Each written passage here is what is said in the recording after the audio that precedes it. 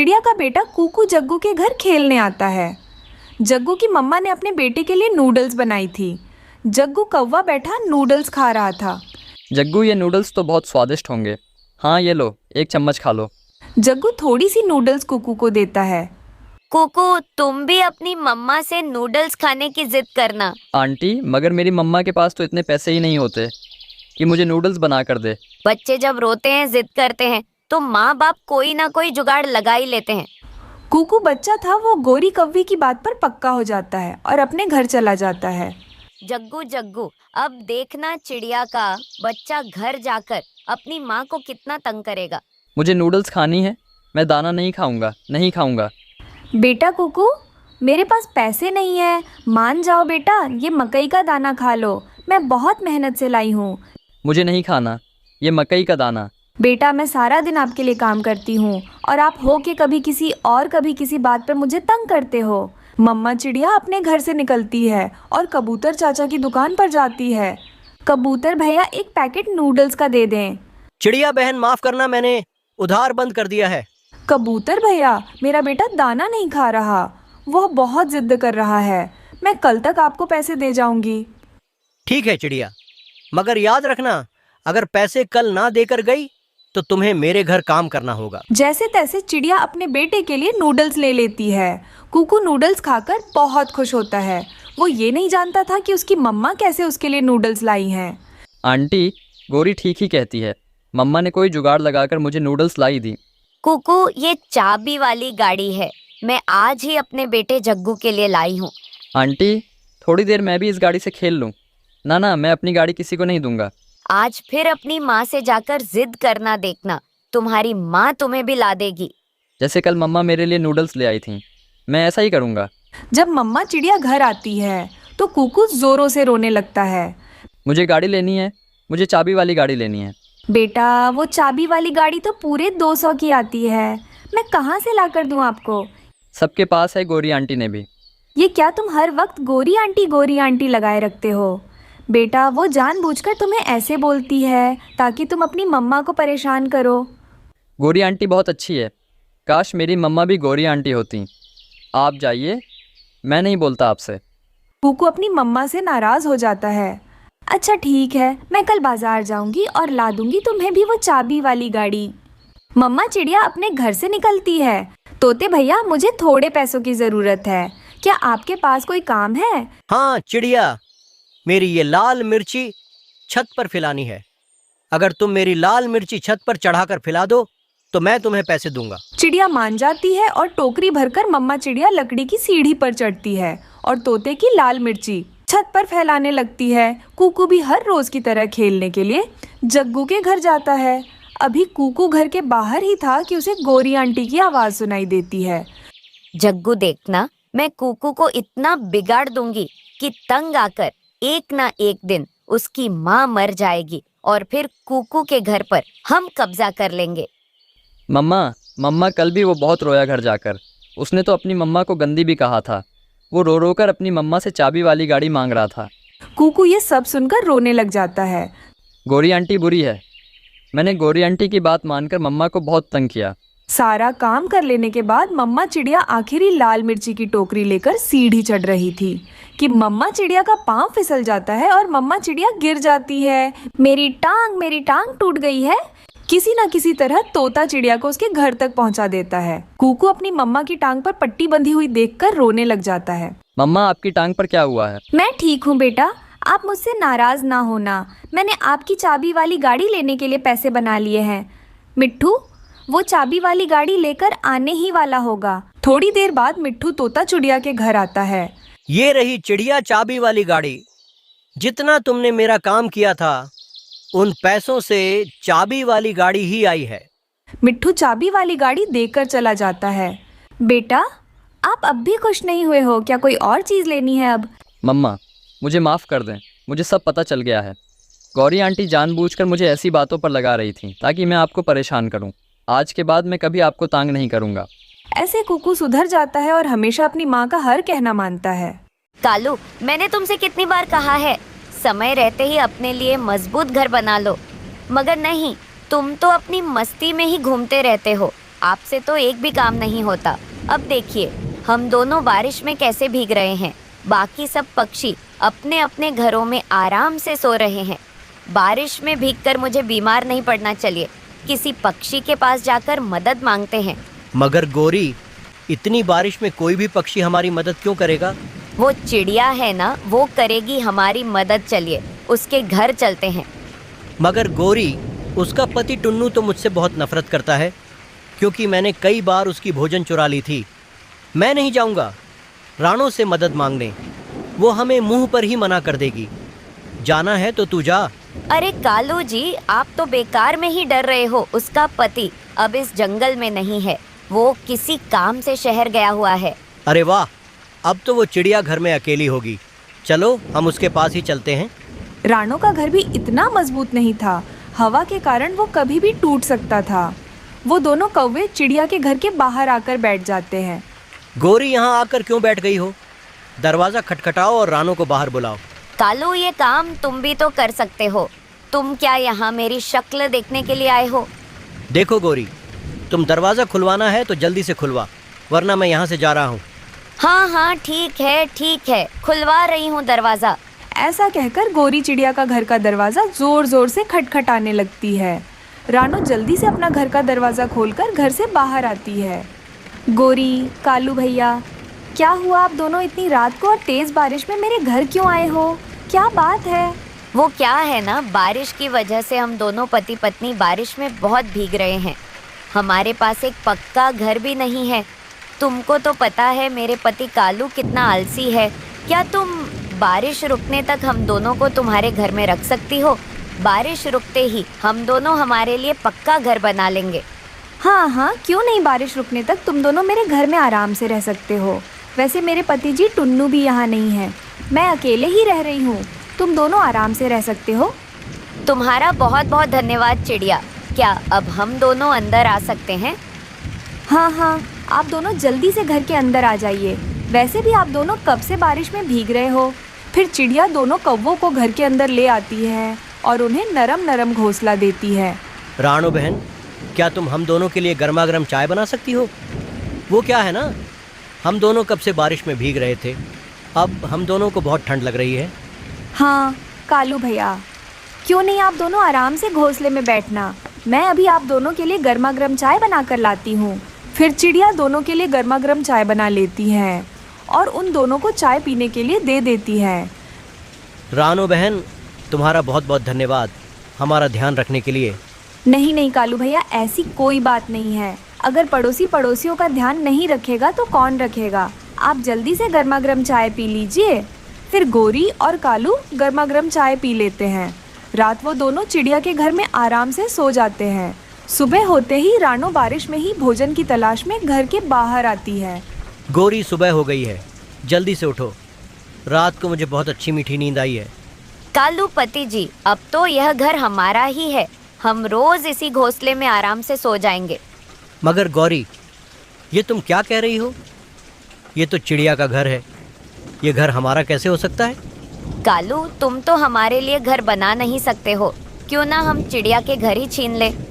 चिड़िया लौट कर आएगी और तुम्हें पूछेगी जब तुम क्या बोलोगी। पहले तुम दरवाजा बंद करो, फिर मैं बताती हूँ उस चिड़िया का क्या करना है। फिर कालू घर का दरवाजा अंदर से बंद कर लेता है। वो दोनों पति पत्नी आराम से घोंसले में बैठे हुए थे। बेचारी चिड़िया भी उन दोनों के लिए भोजन ले आती है। गौरी, कालू भैया, तुम दोनों ने अंदर से दरवाजा क्यों बंद कर लिया?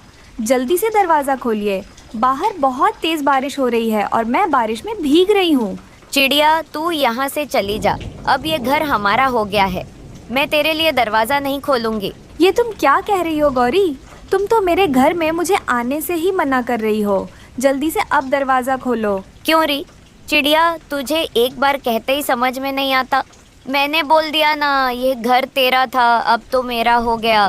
बेचारी चिड़िया यह सुनकर बहुत परेशान हो जाती है और रोते हुए वहाँ से चली जाती है और एक पेड़ की डाल पर आकर बैठ जाती है। ये कौवे तो बहुत ही धोखेबाज निकले। इनका तो ऊपर वाला ही हिसाब किताब लगाएगा। अब मैं क्या करूँगी? मैं कहाँ जाऊँगी?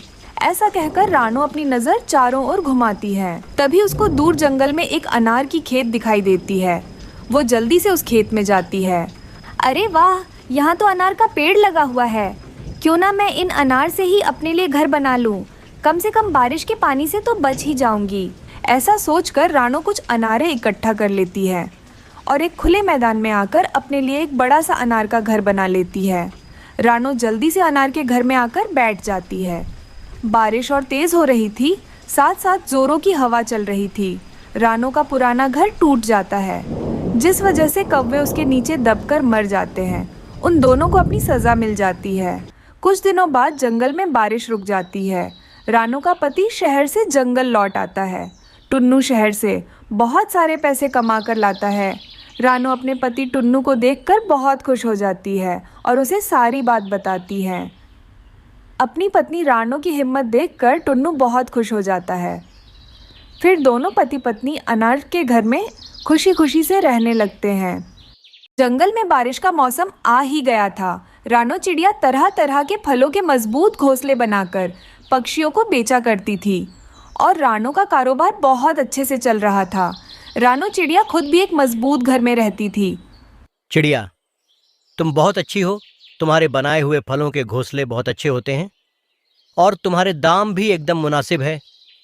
चिड़िया, तुम हम पक्षियों का बहुत ख्याल रखती हो और तुमने कितने साल से घरों के दाम भी नहीं बढ़ाए। इसलिए पक्षियों, क्योंकि मैं तुम्हें मुश्किल में नहीं डालना चाहती।